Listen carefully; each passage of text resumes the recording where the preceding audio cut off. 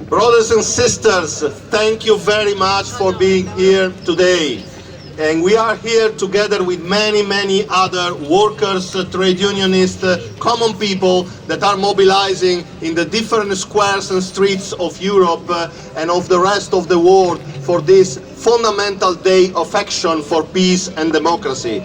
As Sharon said, the European and global trade union movement, trade unions all over the world, we stand for peace, we stand for democracy, we want this horrible war to be stopped immediately.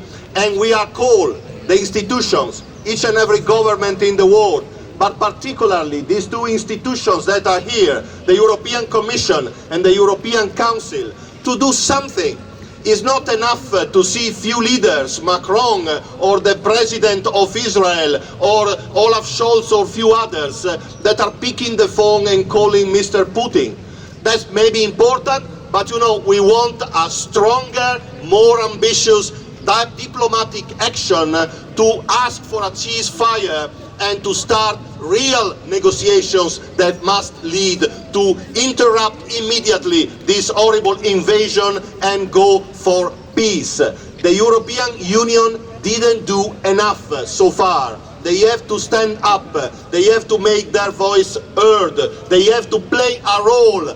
They cannot just discuss about a European defense strategy. Is that all about?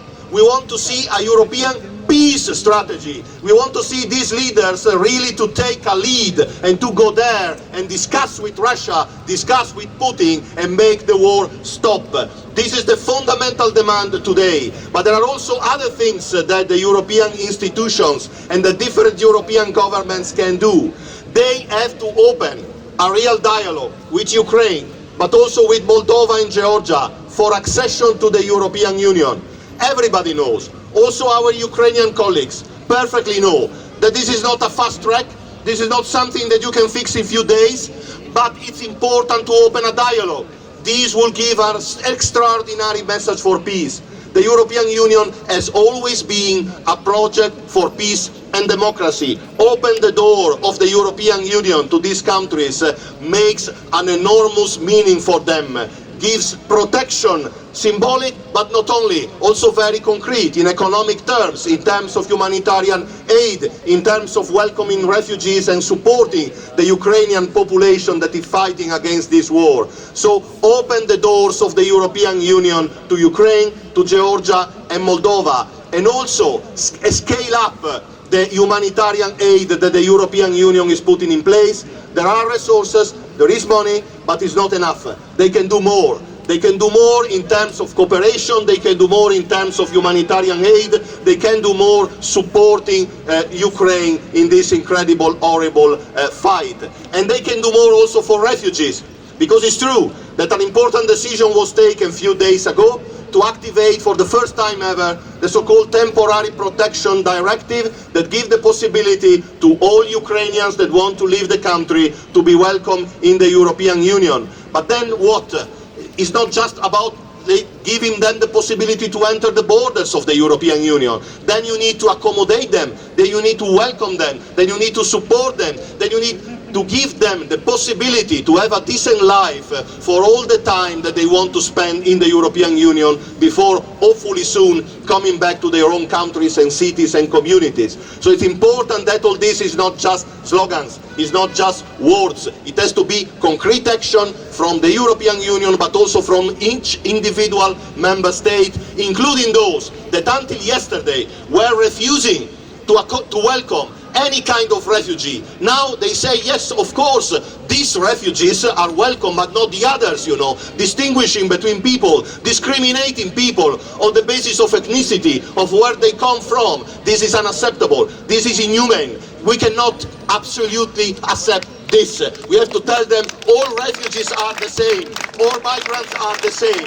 Everybody deserves a decent life and a decent opportunity for living in peace and living decently. And finally, what the trade unions are doing is also important, impressive. We are trying to do our best, ITUC, ETUC, to give support, first of all, of course, to our colleagues in Ukraine. They are facing an horrible situation. They are trying their best with all their facilities and their means to help the people that are dislocated into the country, that have to flee and escape from the towns and the communities where bombs are arriving on their heads, and they are trying to find another possibility to live in another part of the country. It's important to give support to our Ukrainian colleagues, and we are doing so together with all of you, but it's also very important to help all the trade unions that are in the neighboring countries, and they are supporting at the moment more than 2 million refugees, Ukrainian people that have left their country because they were forced to do so, and now they are staying in Poland, in Hungary, in Slovakia, in Romania, in the Baltic countries, in Moldova, in Georgia, in all the neighboring areas around the border. We need to help these people. We need to help our colleagues, brothers and sisters that are mobilizing so extensively in this respect. So again, be there. We have to be there in solidarity for peace and democracy, and to show concretely that we can really help and we can really make a difference. For peace, for democracy, for welcoming refugees, for justice, social justice all over the world, in support, solidarity for Ukraine. Thank you very much.